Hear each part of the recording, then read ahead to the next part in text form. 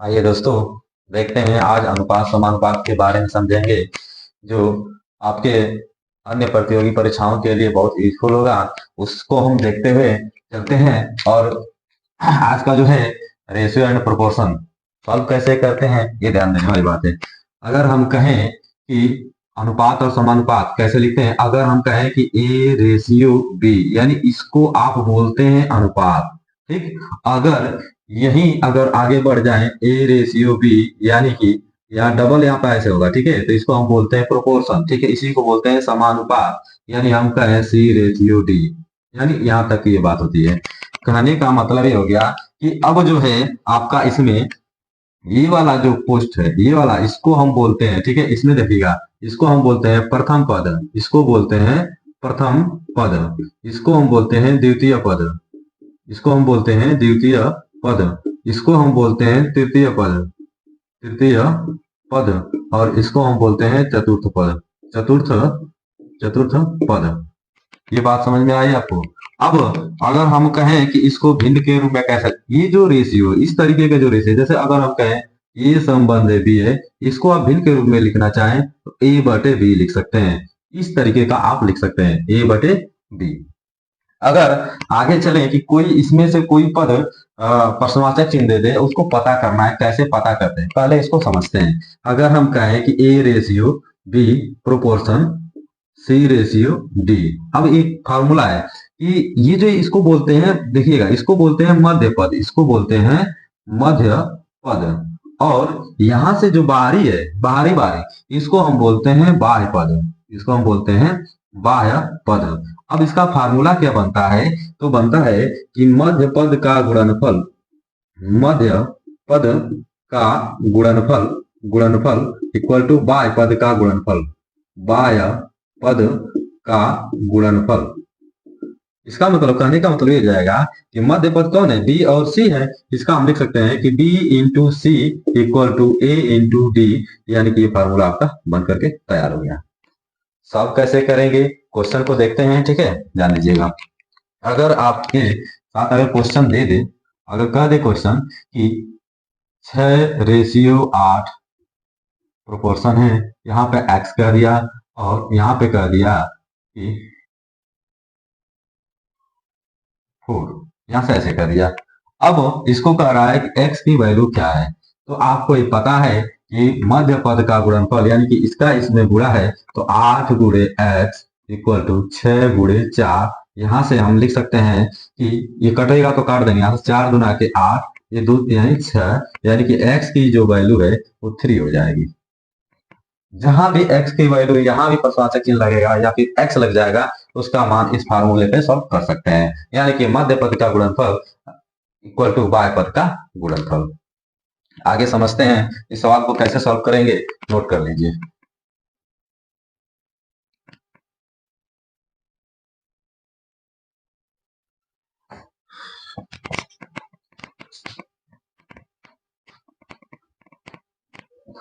जैसे एक सवाल दिया है, कह रहा है कि 3 संबंधे 5 ये समानुपात है 21 संबंधे x, इसकी वैल्यू पुट करना है, x की वैल्यू फाइंड करना है। कैसे सॉल्व करेंगे, ध्यान दीजिएगा। तो इसको हमने अभी बताया कि बाह्य पद का गुणनफल इसका इसमें और मध्य का इसमें, तो हम लिख सकते हैं कि 3 गुणे एक्स इक्वल टू 5 गुणे 21। यहाँ से आप काट सकते हैं, 3 सत्ते 21, तो 7 पचे 35, तो x की वैल्यू क्या हो जाएगी? 35। इस तरीके का जो आपका राइट आंसर हो जाएगा वो 35 हो जाएगा। आगे चलते हैं, ए संबंध है बी संबंध है सी भी ज्ञात करेंगे, उसको कैसे सॉल्व करते हैं ध्यान दीजिएगा। अगर हम कहें कि ए संबंध है बी है और बी संबंध है सी है, तो ए संबंध है बी संबंध है सी, तीनों को फाइंड करना होता है। कैसे निकालना होता है, पहले इसको फार्मूला सेट करते हैं। अगर हम कहें कि ए संबंध है बी है, बी संबंध है सी है, तो इसका गुणा कैसे करते हैं? इसका इसमें गुणा करते हैं, तो ए बी हो जाएगा और आपस में गुणा कर देते हैं इसका, तो ये बी स्क्वायर हो जाएगा, और इसका ऐसे गुणा करते हैं तो ये हो जाएगा बी सी हो जाएगा। अब क्वेश्चन को सॉल्व करते हैं, और कैसे सॉल्व करते हैं ध्यान दीजिएगा। अगर हम कहें कि ए संबंध है बी, बी इक्वल टू ए संबंध है बी इक्वल टू 5 संबंध है 3, और बी संबंध सी इक्वल टू 4 संबंध 6। यहां से अब इसको सॉल्व कैसे करेंगे, तो आप कुछ मत करिएगा, 5 संबंध 3, 4 संबंध 6। अब यहाँ सॉल्व करिए, 4 पचे 20, 4 तिहाई 12 और 6 3 18। अगर ये किसी से कटता है तो काट देंगे, तो ये कट रहा है, 2 दाम में 20, 2 6 का 12, दोनों में 18। यहाँ से ये जो है 2 से कट गया पूरा, 10 6 9। इसका मतलब A ratio B ratio C की वैल्यू होगी। यहाँ से नेक्स्ट देखते हैं और कैसे इसको देखिएगा। अगर हम कहें कि ए संबंधे बी इक्वल टू 6 संबंधे 7 हो और बी संबंधे सी इक्वल टू 7 संबंधे 5 हो।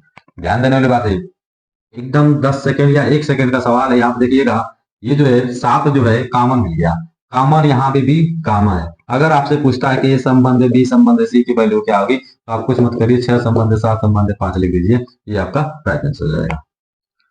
नोट कीजिए।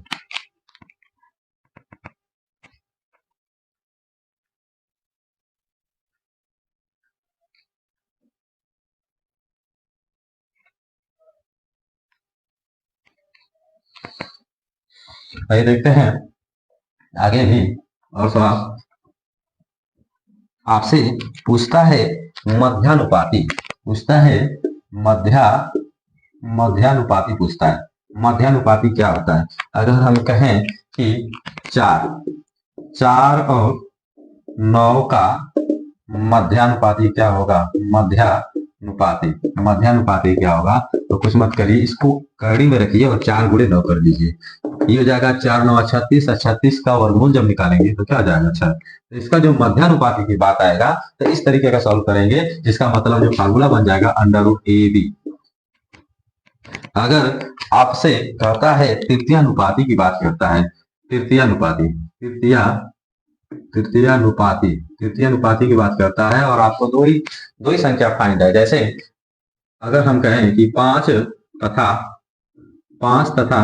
6, 5 तथा 6 का तृतीयानुपाती क्या है, तृतीयानुपाती अगर ये पूछता है तो आप कुछ मत करिए, ऐसे 5 संबंध 6 समानुपात है, 6 संबंध नहीं है, तृतीय अनुपात की बात करते हैं, 6 संबंध x, यानी कि इसका इसमें ये लगातार हो जाएगा, तो आपस में गुणा हो जाएगा, यहाँ पे ये हो जाएगा। इसका मतलब 5x इंटू 6 गुणे 6 हो जाएगा, x की वैल्यू हो जाएगा 6 का 36, 6 का 36, यानी कि 36 बटे 5 हो जाएगा, यानी कि ये होगा आपका तृतीय अनुपाती।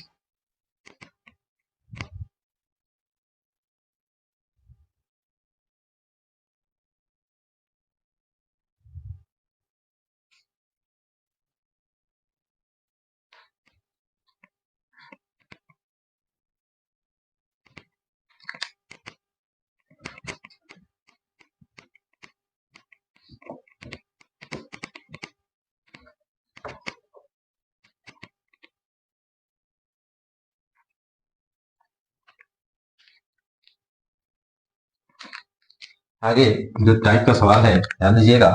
अगर हम कहें कि x संबंध है y इक्वल टू 3 संबंध है 4, और इस तरीके का है, और कह रहा है कि तो मान ज्ञात कीजिए कि 3x प्लस 4y और रेशियो 3x माइनस 5y, यानी कि यहां से इस तरह से कर दिया, या फिर 2y कर सकते हैं, 2y।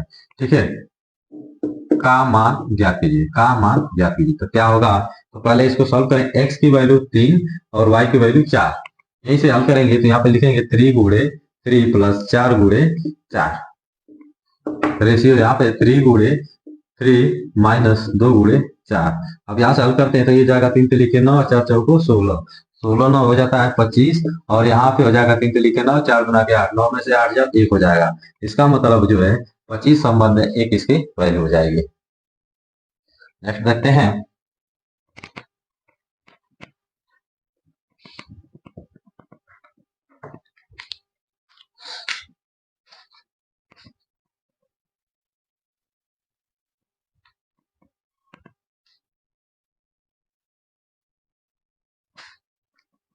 यदि P बटे Q इक्वल टू 2/3, तो 3P प्लस 2Q अपान 3P प्लस 4Q का मान क्या होगा। यहाँ से देखिएगा, कह रहा है कि P की वैल्यू 2, Q की वैल्यू जो है 3। अब यहाँ पर रख दीजिएगा 3 गुणे P का मान जो हो जाएगा 2, फिर प्लस 2 गुणे Q का 3, यहीं से 3 गुणे 2 प्लस 4 गुणे 3। यहाँ से सॉल्व करेंगे तो हो जाएगा 3 दूना के 6 प्लस 3 दूना के 6, हो जाएगा 3 दूना के 6 प्लस 4 3 12, 6 6 12 हो जाएगा, 12 4 16 हो जाएगा। यहाँ से काट सकते हैं, 2 6 12, 2 बटे 16, 3 2 3 4, 2 4 8, यानी कि 3 बटे क्या हो जाएगा आपका राइट आंसर, 3 बटे 4 हो जाएगा।